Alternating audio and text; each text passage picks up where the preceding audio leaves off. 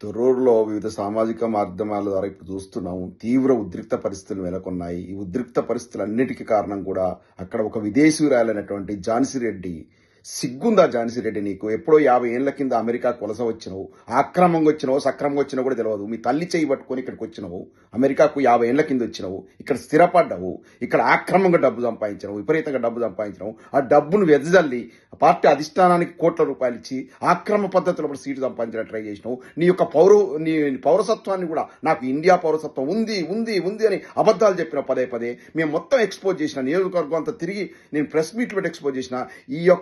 ఈ దొంగ మాటలు, మాయ మాటలు చెప్పే మాయలాడి ఈ ఝాన్సీ రెడ్డి ఈ మాటలు నమ్మొద్దని చెప్పాను. లాస్ట్కు సిగ్గు శరం లేక ఒప్పుకున్నావు నాకు పౌరసత్వం లేదని చెప్పి. పౌరసత్వం రానియకుండా దయాకర్ రావు గారు చేశారు, అందుకే వారసత్వం అందించిన అని అందించడం అంతవరకు ఓకే. దయాకర్ రావు గారు నిన్న ఆనాడు అడ్డుకున్నారా? మరి ఈనాడు ఎవడు అడ్డుకున్నాడు? గత 2 సంవత్సరాల నుంచి ఎందుకు తెచ్చుకోలేదు?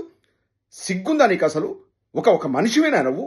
50 ఏళ్ల కింద భారత పౌరసత్వం వద్దని చించి పడేసిన దానివి ఇవాళ ఏ ముఖం పెట్టుకుని అక్కడ వీధిలో తిరుగుతున్నావు? నువ్వు భారతదేశ పౌరసత్వం నీకుందా? అక్కడ మున్సిపల్ ఆఫీసులో నీకేం పని? అక్కడ తొర్రూరులో పోలీసులారా, మీరు చదువుకున్న విఘ్నులు, రాజ్యాంగబద్ధంగా నడుచుకోవాల్సినటువంటి వారు ఒక విదేశీ రాయులు వచ్చేసి అక్కడ లా అండ్ ఆర్డర్కు భంగం కలిగిస్తూ ఉంటే ఆమెను ఎట్లా ఉపేక్షిస్తున్నారు మీరు పోలీసులు? మీరు మీ యొక్క ఆత్మసాక్షిగా ప్రశ్నించుకోండి. మీరు చేస్తున్న కరెక్టా?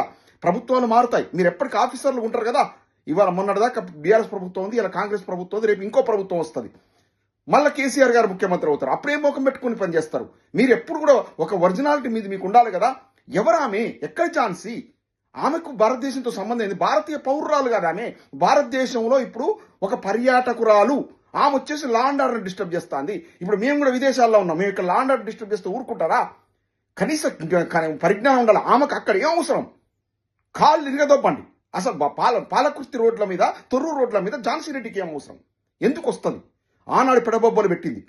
అబద్ధాల పరాకాష్ట, దుర్మార్గమైన మనిషి, కుటుంబాన్ని నాశనం చేసుకున్న వ్యక్తి ప్రజలు ఉద్ధరిస్తున్న వస్తుందా? ఇలా ప్రజలు కర్రు కాల్చి వాత పెట్టిరు. తొర్రూరులో కర్రు కాల్చి వాత పెట్టిరు, చెర్లపాలెంలో చీకొట్టిరు. సిగ్గురాలే ఆ మనిషికి. దొంగ మాటలు, ఒక మాయలాడి. ఆ మాయలాడి మాటలను పట్టుకొని కొంతమంది వీధి రౌడీలాగా చెలరైపోతారు దయాకర్ రావు గారు విపరీతంగా డెవలప్ చేసిన ప్రజల హృదయాల్లో ఉన్నాడు కాబట్టి ప్రజలు ఇలా ఓటేసారు, తప్పు తెలుసుకున్నారు. 45,000 తేడాతో ఓడిపోయిన దయాకర్ రావు గారు ఇలా దాదాపు 40,000-50,000 మేరతో గెలిచే పరిస్థితి తెచ్చుకున్నారు. ఇలాంటి నీచ రాజకీయాలు చేస్తారు. కడియం కావ్య గారు, మీరు ఒక డాక్టర్ అయ్యండి, ఒక ఎడ్యుకేటెడ్ పర్సన్ అయ్యండి, గింత ప్రజాస్వామ్యాన్ని కూని చేసే విధంగా ఇవాళ ఓటు వేయడానికి వస్తారు ఎక్స్ ఆఫీషియో మెంబర్గా. మీరు ఆల్రెడీ అక్కడ రిజిస్టర్ చేసుకున్నారు కదా వరంగల్ మున్సిపల్ కార్పొరేషన్లో. మళ్ళీ ఇక్కడ ఎట్లా చేసుకుంటారు? కోర్టులో తేలిపోదా? ఇలాంటి నీచ రాజకీయాలు చేయడానికి మీరు ప్రజాప్రతినిధులు ఎన్నికయ్యారా? చదువుకున్నారు కదా, కొంచెం విజ్ఞత ఉండాలి కదా. నాకుందా అని మాయలాడి ఝాన్సీ మాటలు నమ్మి ఆమెతో గుసగుస పెట్టుకుంటూ పోతున్నారా లోపలికి? మీరు చాలా కాలం నుంచి మీరు నాకు పరిచయం ఫేస్బుక్ వేదికగా.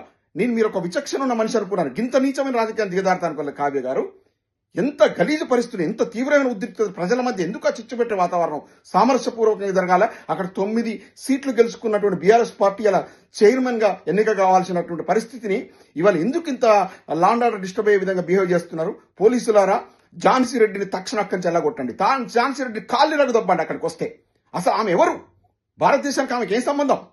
భారతీయ పౌరసత్వం లేనామని ఆమెను రోడ్ల మీద ఎందుకు తిరగనిస్తారు? ఉద్రిక్త పరిస్థితులకు ఆమె కారణం. సామరస్యపూర్వకంగా ఇప్పటికైనా ఈ పరిష్కారం కావాలి. అక్కడ బీఆర్ఎస్ పార్టీకి పీఠం దక్కాలి ప్రజాస్వామ్యబద్ధంగా. లేదంటే ప్రజాస్వామ్యం కూడినట్లే, లేకపోతే లా అండ్ ఆర్డర్ సమస్యలు తలెత్తే పరిస్థితి ఉంది. అక్కడ తీవ్రమైన ఉద్రిక్త పరిస్థితులు కడుపు తరుక్కుపోతా ఉంది మాకు. ఏంది ఇది? ఎక్కడున్నాం? ఆటవిక రాజ్యంలో బతుకుతున్నామా, ప్రజాస్వామ్య దేశంలో బతుకుతున్నామని?